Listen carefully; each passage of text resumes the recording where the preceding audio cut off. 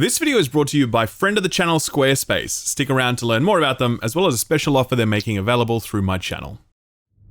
So I think it's good to start this with a bit of context in the form of a flashback. Here is my preview of Diablo Immortal. It was titled, Diablo Immortal is cool, I hope the microtransactions don't ruin it.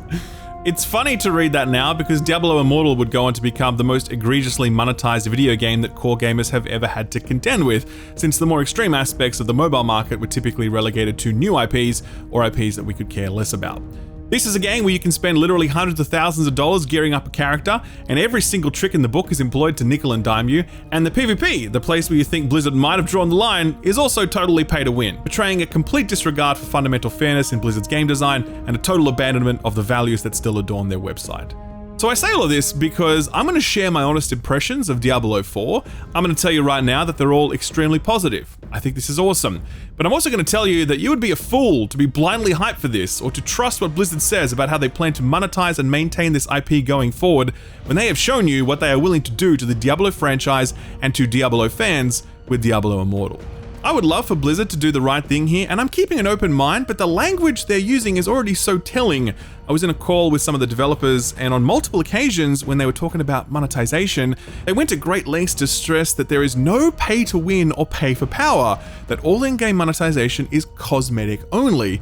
They also made that point repeatedly in their blog post a few months back, where they outlined their plans for the cash shop, saying over and over again, no pay to win. And it's like, well, cool, okay, that's great. But if that's the goal here for Diablo IV, why isn't that the goal for Diablo Immortal? The reason that you are reiterating this to us over and over again is because you know that it matters to Diablo fans, and yet there's a Diablo game out there right now that is not only pay to win, but spectacularly so.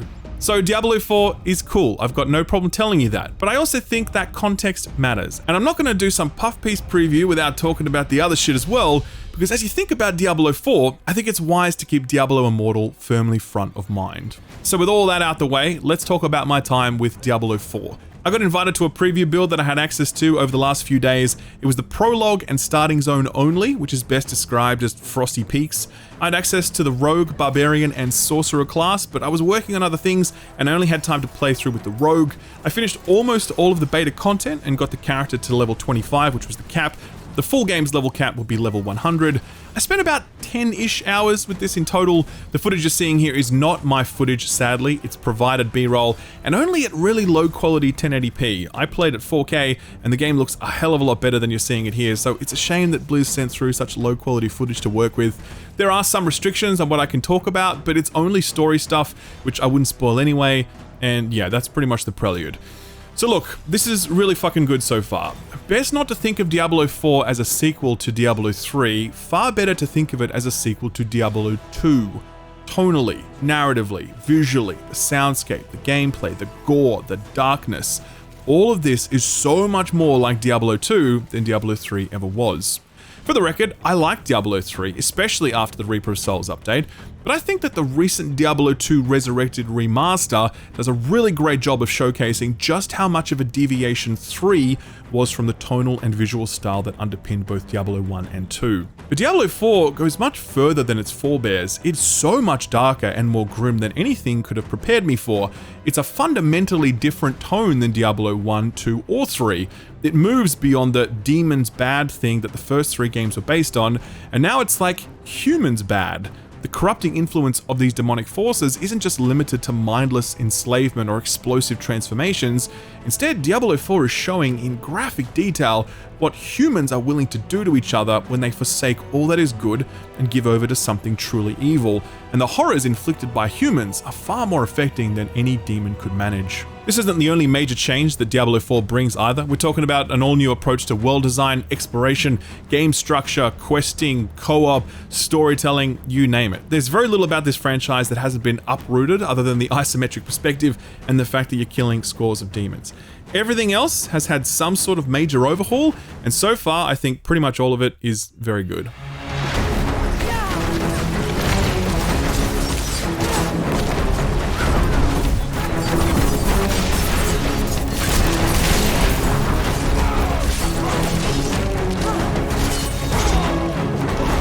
Diablo 4 begins in character creation, a first for the numbered entries in the franchise. Diablo Immortal did have something like this. Here in Diablo 4, it's a pretty basic toolset. You can select a combined body and face type, a hairstyle, some facial hair, body markings, jewelry, and makeup. Then it's on to skin tone, hair color, and eye color, and that's it.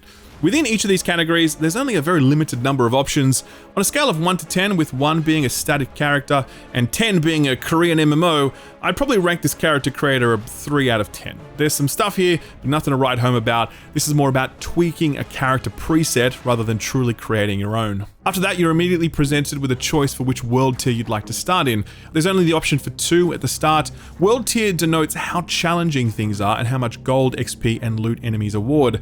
I played on World Tier 2, Veteran, and I found the difficulty scaling to be pitch perfect for my entire 10 hours. In the final game, you'll be able to progress through the world tiers by felling powerful open world bosses, a point we'll come back to later. As the game begins, you're greeted with an in-engine cutscene. I don't have any footage of those, sadly, but this is not like any cutscene you've seen in previous Diablo games. Usually those were just filming events as they happen in-game, or people standing around talking. Here in Diablo 4, in-engine cutscenes have a cinematic quality. They're not static shots, they utilize totally different perspectives, and they're more of an event. You kind of lean in for them when they start rolling, and they're a notable upgrade in the way that the story is being delivered. Diablo 4 does still have the pre-rendered cutscenes the series has always been known for. One of them is already up on YouTube. Pretty incredible, to be honest. If you've got the time, go and watch the whole thing. It's 9 minutes long, but I think it's a great showcase of how different Diablo 4 is from its predecessors.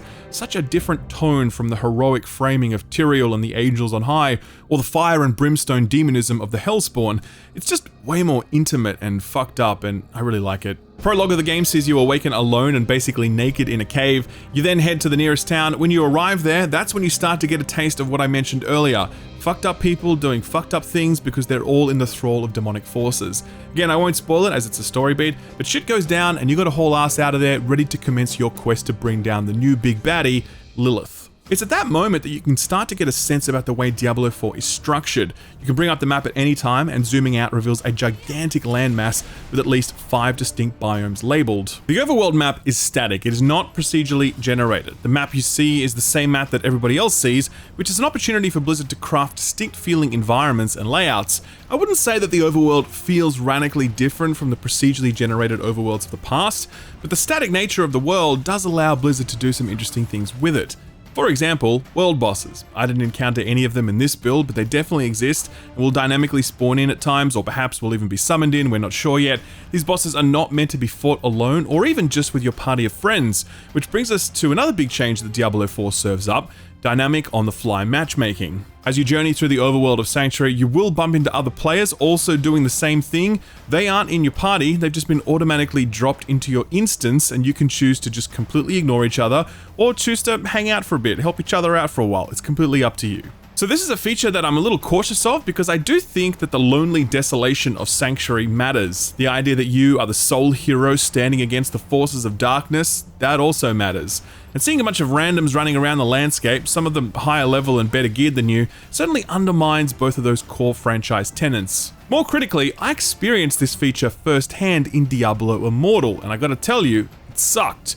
The game had plenty of people spammed into every environment, and some of the quests you were trying to complete each day were frustratingly difficult because other players would tag and kill mobs before you even had a chance to get close to them. Blizzard have said that they do plan for things to be different here in Diablo 4, that you should expect to see fewer players in the deep wilds and more of them closer to the city, but I guess we'll just have to wait and see how all of this is dialed in. One of the areas where this could work well is dynamic events, quite a few of which I got to experience in the beta.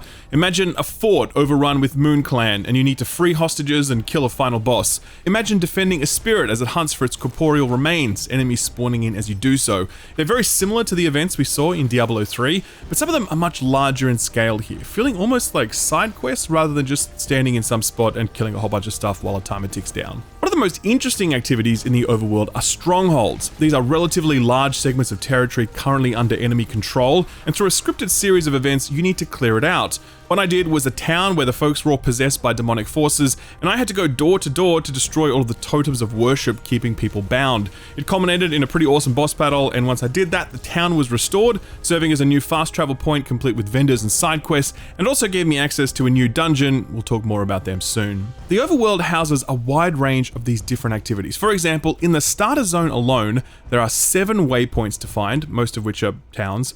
There are 3 strongholds to liberate, 24 side quests to complete, a total of 83 geographic locations to discover, 28 altars of Lilith, which are totems that give you permanent stat increases, and 23 dungeons. Again, there are 5 biomes, and it's pretty reasonable to expect 5 times this amount of content at release, since Blizzard have specifically said that there are around 150 dungeons planned for launch. That list I provided there is certainly a lot more open world checklisty than the series has ever felt before, but I don't think we should superimpose our complaints about Assassin's Creed or Horizon Zero Dawn here. This is a looter after all. We play it to play it. We don't need much of an excuse to go out and kill more demons because we're there to kill demons anyway. I found that ticking off all these open world items wasn't the objective I had. It was just a byproduct of my decision to continue playing. But I also found that at times it did give me some guidance and some structure that I'd never had before in a Diablo game, and frankly, I was into it. As for those dungeons, they are procedurally generated and they're also themed. One of them was an overrun asylum, another one a goatman base, another a haunted wood full of those creepy treant things. These don't feel vastly different from the Library of Zoltan Kulle of Diablo 3, or the Arcane Sanctuary of Diablo 2, or the upper levels of the Monastery in Diablo 1, but the biggest difference are the bosses. Bosses have had varying degrees of complexity across different Diablo titles in the past, the most mechanically deep being in Diablo 3, but there weren't too many of them, at least at first. Diablo 4's dungeons all end in a boss encounter that is pretty epic. Big showdowns with uniquely designed foes, all of whom have specific boss mechanics. I'm not sure how many of these will end up being reused across Diablo 4's planned 150 dungeons, but if we were to get just 30 or 40 bosses at this level of quality, then I'll consider that a job well done. So that static overworld full of things to find and unlock and populated by other players is already a huge departure from anything we've seen from Diablo, but changes to structure also influence the main quest line. You'll begin your journey here in the Fractured Peaks, but soon after that your main quest will splinter into different paths, giving you the choice to visit 2 other regions to pick up different parts of the main quest from there. In essence, Diablo 4's main questline is not linear. You can tackle different parts of it in whichever order you'd prefer, jumping back and forth between different strands of the main questline as you see fit, or more likely, as you wander from place to place. The main quest and side quests are always go to a place and kill some demons, of course, but a lot more effort has been put into the writing for these. Some of the side quests are chain quests, where you'll meet an NPC in town and help them with 4 or 5 smaller quests before it all culminates in a big showdown. Many of them are just one and done jobs with a little bit of narrative window dressing, but it's enough, and most of it draws from that well I spoke of earlier, human beings doing terrible things to each other because of Lilith's corrupting influence. And as a result, the whole thing feels much more, I want to say emotive? Not quite the right word, but there's something here that other Diablo games didn't do, and I don't think you'll quite understand what I mean until you experience it for yourself. The visuals of this world contribute a huge amount to this shift in tone. In that same developer interview I referenced earlier, they spoke about the fact that when they were doing the art design for Diablo 4, they weren't looking to previous Diablo games or even to other games, they were looking at medieval art, that of the old masters. That's how you get key art like this framing that the series has never seen before, because it's not only darker, but everything is more human, angels and demons alike. This new art design is immediately apparent as you start to make your way through this world. The brighter, more contrasty, more saturated look of Diablo 3 is gone, replaced by environments, character models, and lighting effects that are much more muted. This right here is a great example. 2 inns, one from Diablo 4 and the other from Diablo 3. Chalk and cheese. Another example here, the Halls of Agony in Diablo 3 contrasted with a dungeon in Diablo 4. Similar in architectural makeup, but a totally different look and feel. And yeah, I just think it's a massive upgrade. Diablo 2 is still held up as the pinnacle of this series' visual presentation, and this very much feels like a sequel to that, harnessing modern technology to deliver one of the best looking dark fantasy worlds I've seen. FYI, I did play this on an RTX 2080 Ti and an AMD Ryzen 7 3700X. I played it at 4K, max settings, and it ran absolutely flawlessly, had 0 frame drops, bugs, or crashes. Made me very optimistic about how this might run when it ships next year.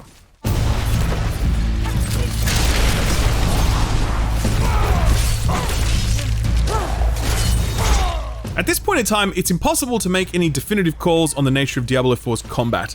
Early game combat is totally different to what end game combat ends up being. Typically, it has devolved into speed clear builds, where you press a few buttons and immediately wipe out an entire rooms full of enemies, moving through entire floors at lightning speed, only to stop to pick up the odd legendary. Will it be the same here in Diablo 4? I don't know. But the opening act certainly isn't like that. Mob density was generally very low and enemy HP was much higher than I would have anticipated.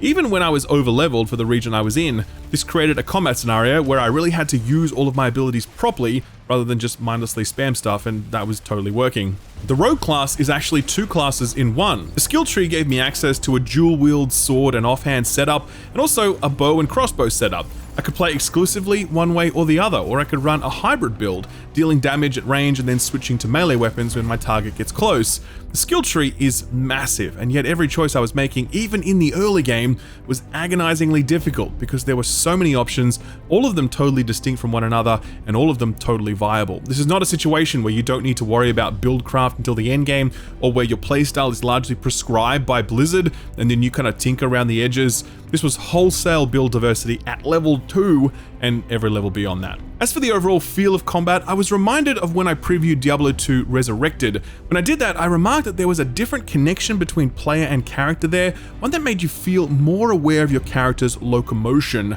Diablo 3 feels very instantaneous. Characters snap to turn, their limbs teleport to always hit whatever you want to click on. But Diablo 2 wasn't like that. Your character had to turn their body towards things, and if I clicked while they were mid-turn, then that's where your character would attack. Diablo 2 characters felt less responsive, but more realistic in their feedback. Diablo 4 feels a lot like that. Your character's animation, turn circle, targeting, movement speed, it all feels very grounded. Not as slow and stiff as Diablo 2, but certainly not as instantaneous as Diablo 3. It's a nice middle ground, and I really felt that mastering my character wasn't just about pressing buttons at the right time, it was about proper positioning, being aware of what my character could do at any moment, given their orientation.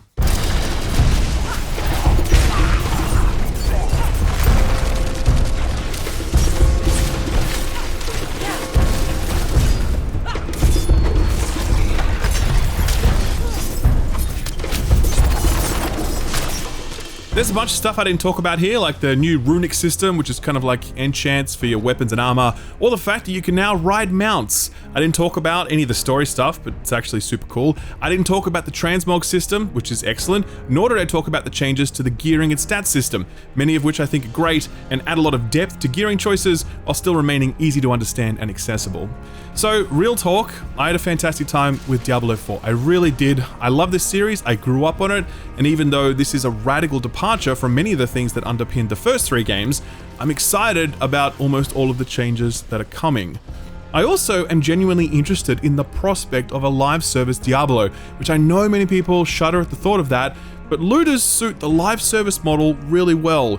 You just want some excuses to keep logging back in, some new areas to explore, some new enemies to fight, some new loot to collect, maybe some new story beats if we're lucky.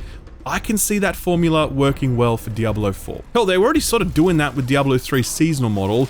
I think it could be cool here in 4, and it could give us a Diablo game that feels more alive between its major expansions than any previous game has felt. The kicker, as I said at the start, is the monetization. I'm happy to pay for the ongoing maintenance of a live service game. I truly am. I am not staunchly anti-in-game spending because I understand the rationale supporting live service business models. But if you nickel and dime me, or you make me feel like I'm getting a half-baked experience after paying full price for a base game and expansions, then the deal is off. Despite what Blizzard have said about Diablo 4's monetization, we should only expect the absolute worst, because they have shown us what they are willing to do in the form of Diablo Immortal. I'm not saying they're going to do that again here, I'm just saying keep a watchful eye and don't get too hyped for this one just yet. I think it looks fantastic, and if Blizzard don't fuck up the monetization, then I suspect everyone's gonna love this. But I said exactly the same thing about Diablo Immortal. And as they say, fool me once, ...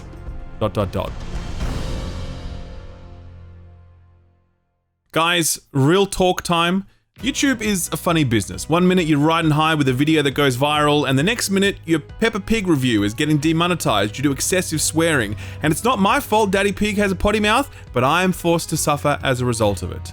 Point is, sponsors help keep the lights on around here.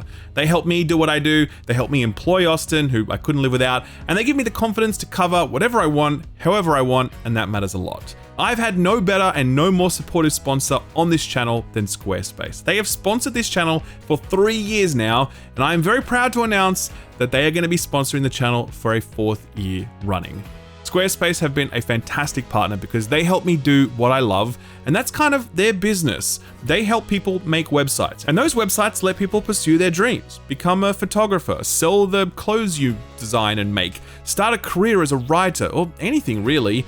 A website is the shopfront of the 21st century, and Squarespace's easy-to-use, intuitive tools allow you to create and maintain your own website without having to spend thousands of dollars or be entirely reliant on someone else. So maybe next year is the year you start up that new business or pursue that new hobby, or just create a space for your community to get together and hang out online. Whatever you want to do, a website is going to be helpful, and there's no better partner for building a website than Squarespace. To get started, visit squarespace.com, and when you want to get serious, visit squarespace.com/skillup to get 10% off your purchase of a website or a domain name. Thanks Squarespace for sponsoring the channel for a 4th year running, and thanks to you for watching this video.